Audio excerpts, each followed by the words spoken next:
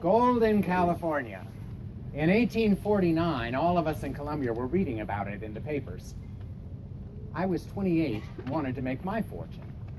But I had a different idea about this gold rush and Oregon Trail opportunity. I had read about the 25,000 westward travelers who, with their oxen and heavy wagons, were having to cross a very dangerous river in Wyoming.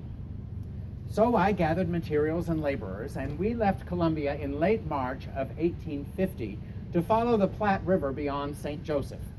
5 weeks later, I was at the North Platte River in Wyoming.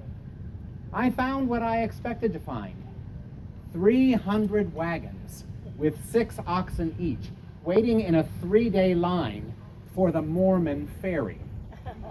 Within days, my crew and I had built a ferry much superior to the one the Mormons had built, one that used pulleys attached to a rope stretched across the width of the river, and better yet, used the current of the river to propel the flat ferry boat across. We built 3 boats, and each one could get 2 large wagon teams across. We charged $7 per wagon, and with only a 6-minute crossing, we could move 200 wagon teams across in a day. We moved thousands of wagon teams across over 2 months. Even with hundreds of wagons still arriving, by early July, I had decided to return to Columbia with my $20,000 profit. That would be about $650,000 in 2019 dollars. Not bad for a 4-month business trip, eh? You know, sometimes you don't have to find gold, you just have to know how to charge people for their opportunity to find gold. Well, welcome, and thank you so much for sharing part of your afternoon with me. My name is David Henry Hickman, and it is a pleasure to have been asked to address you on this now beautiful afternoon. Shortly after I returned to Columbia, my father died. He was Captain David Hickman, and I absolutely adored him.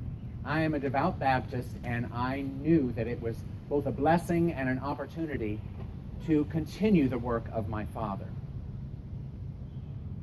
My father was an extremely successful educator, farmer, and state legislator, and I would spend the rest of my life trying to live up to the example he set. Shortly after I turned 30, I took over from my late father as the headmaster of the Bon Femme Academy for Boys. The academy was the only fine school of learning for boys in the county. And in 1852, I was elected to represent Boone County in the Missouri Assembly. I only spent 2 years in the Assembly, which is more than enough for anybody, trust me. But I am proud of the fact that while I was there, I co-wrote legislation that required the state to spend 25% of its annual revenues on public education. Shortly after that, the Columbia Female Academy closed after 20 years of operation. I did what my father would have done. I spearheaded an effort, along with several other Baptists, to open the Columbia Baptist Female College. This is what you now know as Stevens College. We opened in 1856, and I was elected president of the Board of Curators. In 1859, I was elected president of what was essentially the second bank ever organized in Columbia. That would be the first of 3 banks for which I was either the founder or the president. Speaking of banking, it was I who, along with R.B. Price, buried $10,000 in the ground at my brother's farm just off Paris Road, just as the Civil War began. We nervously returned 3 years later to look for those buried tens, and we found them just where we left them. In 1860, I was honored to be elected by the Missouri legislature to be a curator for the University of Missouri. Also, about that same time in 1860, my stepmother, the only mother I had really ever known, after 9 years of being a widow, decided she would marry a much younger man.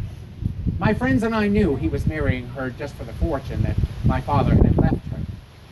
In the hour before the ceremony, I and others took him behind closed doors, and I said to him, "Brother Robinson, I know that you are marrying my stepmother for her fortune, but you will sign this contract that I am putting before you and waive all rights to her money.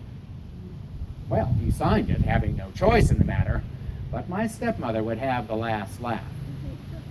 After I died, she signed all the rights to her estate back to her husband, and he inherited all of it when she passed away. In 1861, I finally married at age 40.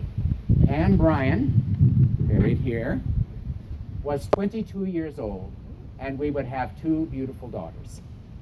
In the years after that, I initiated railroads, started a real estate brokerage firm, developed a 23-lot subdivision on the northwest corner of Broadway and College Avenue, and opened a home insurance firm. Unfortunately, I would know death all my life. My own mother died when I was 3. One of my daughters died at 16 months. My own wife died at age 28. And 3 years after my wife's death, I passed away in 1869 at the age of 47. At the time of my death, I was president of 7 organizations, including the Board of Trustees of William Jewell College. I'm embarrassed to say that the funeral procession from the Baptist Church on East Broadway to this cemetery was the longest and largest ever seen in Columbia to that time. But it pleases me tremendously to know that the estate I left behind served as the site of the Boone County Fair for many years, and then in 1927 became the site of David H. Hickman High School. I was always devoted to education in this community, and I'm honored that my name sits on a high school that has won many national awards and once even hosted a President of the United States. Well, I've enjoyed my time with you today, reminiscing, and thank you so much for coming. May God's blessings be with you. Farewell.